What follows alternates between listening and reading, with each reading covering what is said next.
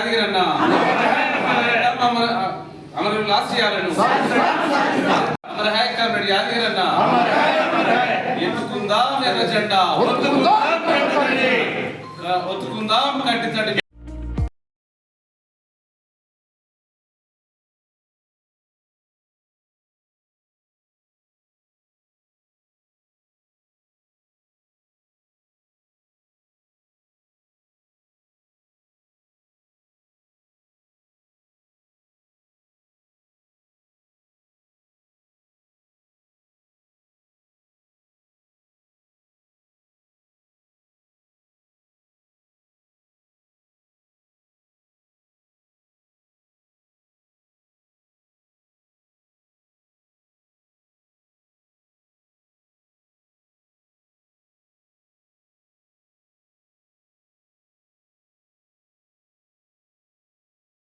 ఈ షెడ్యూల్లో ఫ్యాన్లు లేకపోయినా మనం మాట్లాడుకుంటున్నాం. 1వ తారీఖు నాడు చనిపోయిండు, 6వ తారీఖు నాడు 6వ తారీఖు వరకు రాష్ట్ర వ్యాప్తంగా సభలు జరుగుతూనే ఉన్నవి. రాష్ట్రంలో ఉండేటటువంటి పేద ప్రజల తరఫున మాట్లాడేటటువంటి వాళ్ళందరూ ఈ మీటింగ్లు చేస్తున్నారు. యాదగిరి అన్న ఎవరు, యాదగిరి అన్న ఏమిటి అనే జీవితం ఏమిటి అనే విషయాన్ని ఒక పిల్లలకు చెప్పాలి, మనం ఒక మననం చేసుకోవాలా, మనం స్మరించుకోవాలి అనేటటువంటి విషయం రాష్ట్రంలో ఉండేటటువంటి సామాజిక ఉద్యమాలు, ముఖ్యంగా ఎంఎల్ పార్టీ, ప్రజాపంద పార్టీలో పనిచేస్తున్నటువంటి వాళ్ళందరూ కూడా ఈ యువతరానికి ఆయన చేసినటువంటి కృషిని మనం పంచాలి. అది మాత్రమే ఆయనకు అర్పించే నివాళి అనేటటువంటి విషయంలో భాగంగా ఈ సంతాప సభని మనం పెట్టుకోవడం జరిగింది. మన బాధ్యత ఇది. ఇప్పటి వరకు ప్రభాకర్ అని చెప్పిండు, ఆయన ఈ జిల్లాలో కేంద్రంగా చేసుకొని ఆయన ఉద్యోగాన్ని రాజీనామా చేసిన తర్వాత నాగారం నుంచి మొదలుకొంటే గడ్కోలు, మనోహరాబాద్ వరకు ఈ ప్రాంతంలో ఇక్కడ పాత తాలూకాలో తనకంటూ ఒక ప్రత్యేకమైన ఒక రైతు కూలి ఉద్యమ నాయకుడిగా ఈ ప్రాంతంలో తన జీవితాన్ని దారపోసి ఒక యువతరాన్ని ఆ రోజు ఒక పోరాట దారగా వస్తున్నటువంటి వాళ్ళని ఇక్కడ పరిచయం చేస్తూ చైతన్య యువజన సంఘం అయితేనేమి, అంబేద్కర్ సంఘం అయితేనేమి, రైతు కూలి సంఘం అయితేనేమి, ఏ సంఘం అయితేనేమి ఈ ప్రాంతంలో ఉండేటటువంటి చదువు రాని, చదువు లేని బలహీన వర్గాలకు సంబంధించినటువంటి పేదలు, దళితులు వాళ్ళు పడుతున్నటువంటి కష్టాలకు పరిష్కారం ఏమిటి అనే విషయాన్ని మన వంతుగా బాధ్యతగా ప్రచారం చేయాలని, వాళ్ళ నిర్మాణం చేయాలని ఆయన తన ఉద్యోగాన్ని రాజీనామా చేసి ఇందులో రావడం జరిగింది. నల్గొండ, ఉమ్మడి నల్గొండ జిల్లాకు చెందిన అన్న నారాయణపురం, అక్కడ కూడా పక్క గ్రామమే. అన్నకు 17 సంవత్సరాలు, అక్కకు 11 సంవత్సరాలు పెళ్ళినాటికి. పెళ్ళైన తర్వాత కొంతకాలం అక్కడ ఫారెస్ట్ డిపార్ట్మెంట్లోను, ఆ తర్వాత సోషల్ వెల్ఫేర్ డిపార్ట్మెంట్లో నిజామాబాద్కు ట్రాన్స్ఫర్ అయ్యి వస్తే అప్పటికి అన్నకు రాజకీయాలు లేవు. అక్కకి ఏం చెప్పుకొని వచ్చిండు, మనం ఒక ప్రభుత్వ ఉద్యోగంలో మనం నిజామాబాద్ పోతున్నాం, మంచి సుఖవంతమైన హాయి జీవితాన్ని మనం అనుభవించవచ్చు, ఇక్కడ మీ తల్లిదండ్రులు వదిలిపెట్టి వస్తున్నాం, నేను మా వాళ్ళని కూడా వదిలిపెట్టేసి వస్తున్నా, మన పిల్లలకు కూడా ముందు చూపుంటుంది, బాగుంటుందని చెప్పి అక్కని తీసుకొచ్చి ఉద్యోగంలో చేరాడు.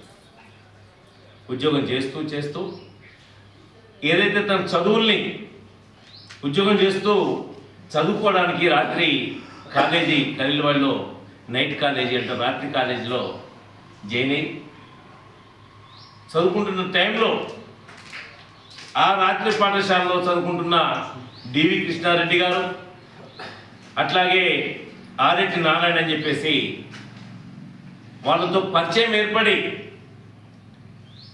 ఒకటే కాలేజీ, ఆ కాలేజీలో స్నేహం ఏర్పడ్డది. ఏర్పడిన తర్వాత రాజకీయాలు మాట్లాడము చేయడం చేస్తూ సీతారామయ్య గారని తమ్ముడు చనిపోయాడు.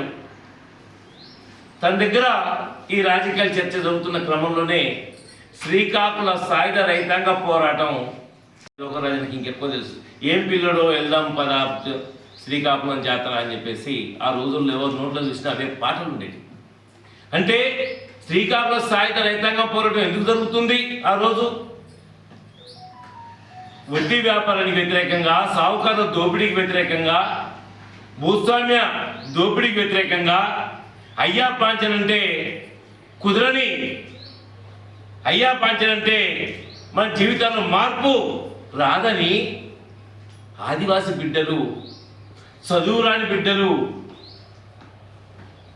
వ్యవసాయం అంటే కూడా ఎట్లా చేయాలో తెలియని బిడ్డలు ఆ రోజు దోపిడీని ప్రశ్నిస్తూ ఉద్యమం ప్రారంభం.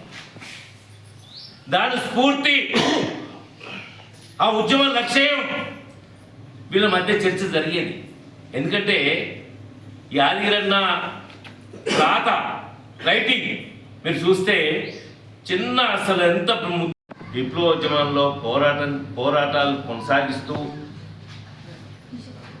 ముందుకు పోవడమే నిజమైన యాదగిరన్న నివాళులర్పించడం అవుతుంది. ఆ నేపథ్యంలో ఆ వెలుగులో మీరందరూ కూడా విప్లవోద్యమంలో 50 సంవత్సరాలుగా ఈ ప్రాంతంలో ఉద్యమంతో మీకు సంబంధం పెట్టుకొని ఉద్యమంలో పాల్గొంటూ ఉన్న మీ అందరూ కూడా ఇంకా పట్టుదలగా ముందుకు తీసుకెళ్తారని చెప్పి ఆశిస్తూ, కామ్రేడ్స్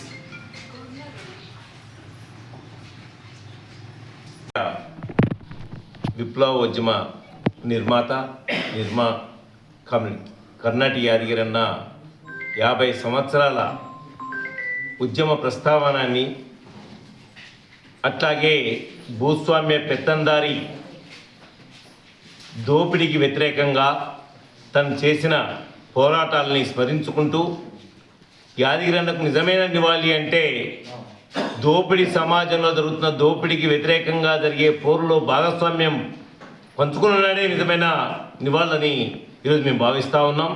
ఈ వెలుగులో, ఈ నేపథ్యంలో యాదగిరన్న 79లో ఈ ప్రాంతంలో సంఘాన్ని నిర్మించి అనేక పోరాటాల్ని చేశారు. అదే సమయంలో పసుబోర్డు సాధన ఉద్యమం తనే ప్రారంభించిన విషయం గడుకోలు నుంచి సుంకేట్, అట్లాగే అంసాపూర్, రామన్నపేట్ లాంటి గ్రామ బోర్డు వస్తే ఈ రైతాంగానికి ప్రయోజనం అని చెప్పేసి 40 సంవత్సరాల క్రితమే యాదగిరన్న ప్రజల్ని చైతన్యవంతం చేశాడు, రైతులను చైతన్యవంతం చేశాడు. అట్లాగే ముత్యాల వాగు మీద ఏదైతే ప్రాజెక్టు కట్టే ఈరోజు భూములు సాగులోకి వస్తాయని చెప్పేసి, గ్రౌండ్ వాటర్ పెరుగుతుందని చెప్పేసి, కప్పల వాగు పైన కూడా చెక్ డ్యామ్లు కావాలని చెప్పేసి, అట్లాగే ఆసకొత్తూరు దగ్గర ఉన్న ఏదైతే రాళ్లవాగు ఉందో ఆ రాళ్లవాగు పైన చెక్ డ్యామ్లు నిర్మించాలని చెప్పేసి అని ఈ ప్రాంత వ్యవసాయ అభివృద్ధి కోసం నిత్యం తెప్పించేవాడు. అందుకని యాదగిరన్న యొక్క ఉద్యమ నిర్మాణాన్ని, రైతు కూలి ఉద్యమ నిర్మాణాన్ని కుల వివక్షకు వ్యతిరేకంగా పెద్ద ఎత్తున ఉద్యమం చేశాడు. ఇవాళకి కూడా యాదగిరన్న కుల వివక్షత ఉద్యమం అంటే యాదగిరన్న అని చెప్పేసి మనం ఈరోజు మననం చేసుకుంటున్నాం. అందుకని యాదగిరన్నకు నివాళులర్పించడం అంటే ఈ దోపిడీని, సమాజాన్ని ప్రశ్నించడము, సమూలంగా ఈ దోపిడీ సమాజాన్ని కూల్చేసి పేదరిక, కార్మిక, కర్షక రాజ్యాన్ని స్థాపించడమే నిజమైన నివాళులని చెప్పేసి సిపిఐ ప్రజాపంద భావిస్తూ ఉంది.